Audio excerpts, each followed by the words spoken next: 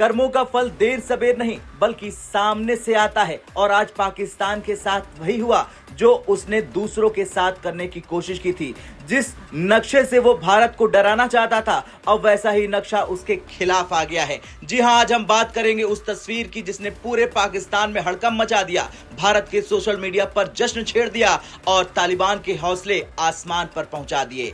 जी हां, आपने अखंड भारत का नक्शा तो जरूर देखा होगा, वो नक्शा जो भारत की प्राचीन सांस्कृतिक सीमा को दिखाता है। अब ग्रेटर इजराइल का नक्शा भी देखा होगा, जहां इजराइल अपने ऐतिहासिक और धार्मिक विस्तार की बात करता है, लेकिन अब दुनिया में एक नया नक्शा आ गया है जिसका नाम है ग्रेटर अफगानिस्तान और इस नक्शे ने पाकिस्तान की नींद उड़ा दी है। रिपोर्ट के मुताबिक अफगानिस्तान की तालिबान सरकार ने हाल ही में एक समारोह के दौरान ग्रेटर अफगानिस्तान मैप जारी किया। इस नक्शे में पाकिस्तान के कई बड़े हिस्से जैसे पेशावर, क्वेटा, खैबर पख्तूनख्वा और बलूचिस्तान सीधे अफगानिस्तान में शामिल कर दिए गए। यानी तालिबान ने साफ कर दिया कि डूरन लाइन जैसी कोई सीमा हमारे लिए मौजूद ही नहीं है। अब हमारा अफगानिस्तान वहीं तक फैलेगा जहां तक हमारी सभ्यता है, हमारी जाति और हमारी ताकत पहुंचती है। इस नक्शे के लॉन्च के दौरान तालिबान की एक सैन्य परेड हुई। परेड में एक देशभक्ति गीत चलाया गया जिसके बोल सुनकर पाकिस्तान की फौज के पसीने छूट गए। गीत में कहा गया,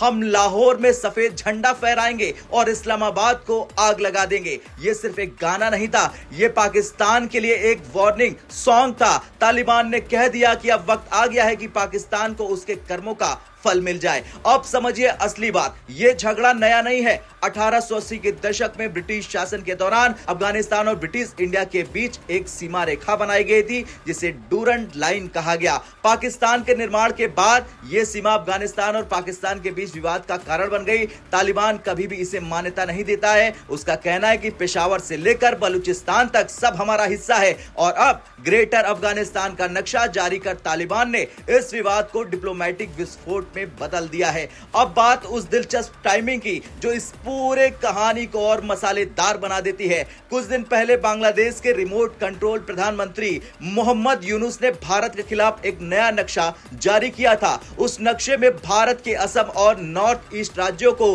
बांग्लादेश का हिस्सा दिखाया गया था।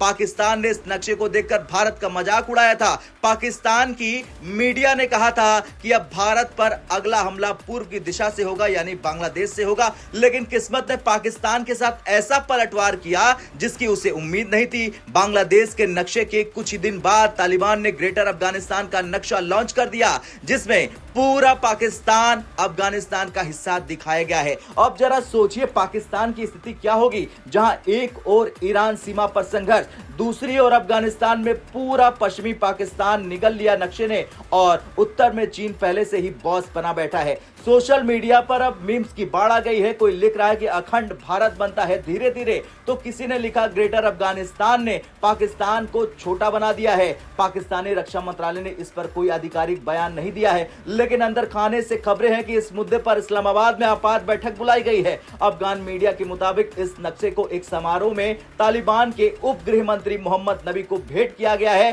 नक्शे में पाकिस्तान को विभाजित राज्य दिखाया गया है जहां पश्चिमी हिस्से अफगानिस्तान में शामिल है और शेष इलाके में विद्रोह चल रहा है। यानी तालिबान ने पाकिस्तान को भविष्य की तस्वीर दिखा दी है, एक बिखरे हुए पाकिस्तान की तस्वीर। अब इस पूरे घटनाक्रम में भारत खुश क्यों है? क्योंकि पाकिस्तान जो हमेशा भारत के नक्शे पर सवाल उठाता है, अब खुद नक्शे से मिटा दिया गया है। भारत की सोशल मीडिया पर लोग लिख रहे हैं कि पाकिस्तान को अब समझ में आ गया होगा कि नक्शे से खेलना कितना महंगा पड़ता है। खैर, पूरी खबर का सार यही है कि जिस नक्शे से पाकिस्तान दूसरों को डराता था, आज उसी नक्शे ने पाकिस्तान को मिटा दिया है। तालिबान का ग्रेटर अफगानिस्तान नक्शा सिर्फ एक राजनीतिक बयान नहीं बल्कि एक मनोवैज्ञानिक हथियार है जो पाकिस्तान को दिखा रहा है कि अब उसका आतंक खेल खत्म होने वाला है। भारत के लिए एक दिलचस्प कूटनीतिक अवसर है क्योंकि अफगानिस्तान और पाकिस्तान के बीच टकराव हमेशा भारत के पक्ष में जाता है। तो सवाल अब आपसे, क्या तालिबान सच में ग्रेटर अफगानिस्तान का सपना